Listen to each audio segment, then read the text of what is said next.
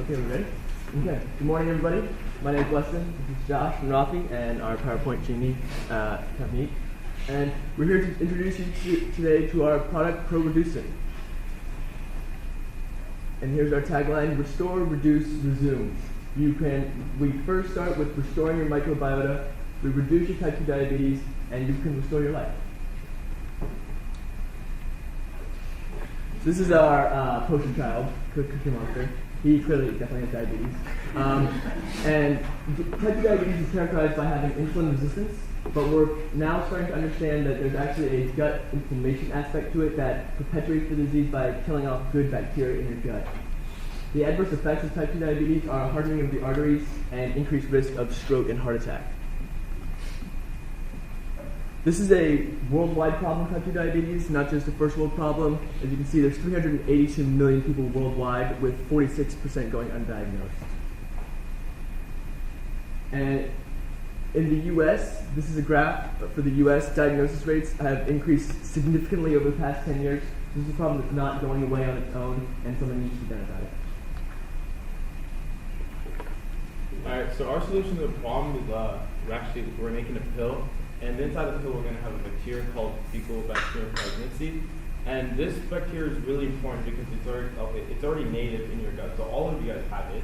And it's important for the health of your gut microbiota. And for individuals who have diabetes, they have low levels of this bacteria. And there are studies that have actually shown that there's a correlation between the low concentrations of this bacteria and diabetes. So ultimately what we want to do with our pill is reestablish the fecal bacterium concentration and produce multiple anti-inflammatory and anti-diabetic compounds, and ultimately come up with an upstream solution to type 2 diabetes. And when I say upstream, we're talking about actually coming up with a solution to type 2 diabetes, because a lot of products in the market just have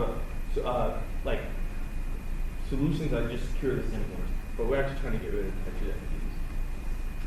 So we came up with a genetically modified F-probiotic, and we're going to genetically modify it to produce interleukin-10, which is a protein. So we're going to put in the gene for interleukin-10 in there.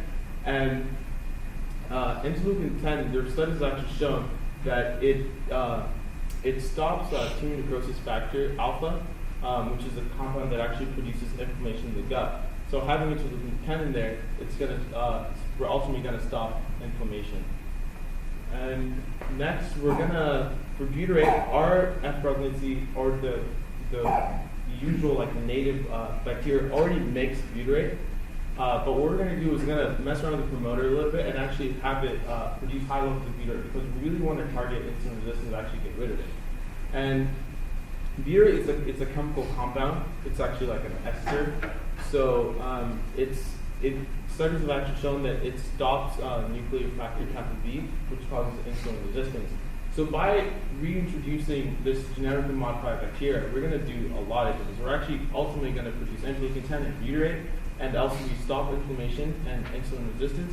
And in the end, we're going to get rid of the consequences of diabetes, your inflammation, and insulin resistance. And when we come up, we're going to reestablish the fecal bacterium concentration in the gut. And once we do that, you won't necessarily you won't have diabetes anymore, and you won't necessarily have to keep on taking pills, for example, like other individuals in the market who you pretty much get rid of the whole disease, and not just getting rid of symptoms like some of the other products in the market.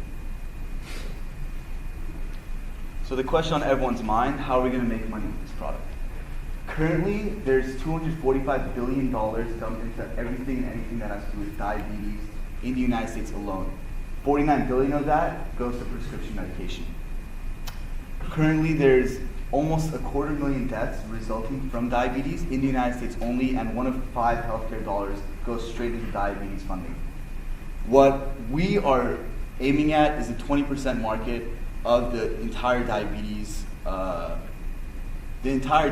collection of all this type of spending on healthcare and hospice care, and the 20% goes towards prescriptions only, and that's a $49 billion market. So this graph shows us how spending was in 1997 and where it's gone to in 2011. This spending is for there are two leading types of prescriptions on the market currently. There's the injections, daily injections that have to be given for insulin upregulation, as well as pills. Both these are daily supplements taken or daily prescriptions taken, and both these are short-term fixes to long-term problem, and this is just fighting in the short term and not fighting in the long term, and both the numbers have gone up tremendously in the last 15 years. For intellectual property, we couldn't find any other drug on the market that was a probiotic working for diabetes itself. These are the two leading companies that are pumping out diabetes medication, one being the insulin shot, the other one being the pill. Both these are daily supplements taken. They don't fix the problem itself, but only help the daily distribution of glucose in your body. And both these are multi-billion-dollar giants. So to sum up, our product is revolutionary in that it utilizes a single genetically engineered microbe that is intended to be a cure for type 2 diabetes and can be taken for a finite amount of time, and then you can stop after your type 2 diabetes is in remission. So remember, restore, reduce, resist. Sounds great. Any questions for these guys? How well does it compete with other bacteria inside the gut? Like, how do you know if it's going to be outcrowded or not? Because, you know, it's going to be producing other things that might reduce its fitness.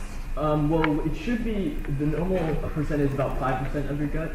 So it's, but for people with type 2 diabetes, it's much lower than that. So the gut is already, has a, once you reduce the inflammation, you'll create a normal environment in the gut, and that is already very very amenable to having the presidency in it. So in the beginning it may be slow, but there'll be an exponential growth of the bacteria after the initial inflammation is down.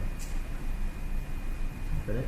So you worried about putting yourself out of business here? Yeah, a little bit, but I guess it's not. All right, sounds great. Thank you.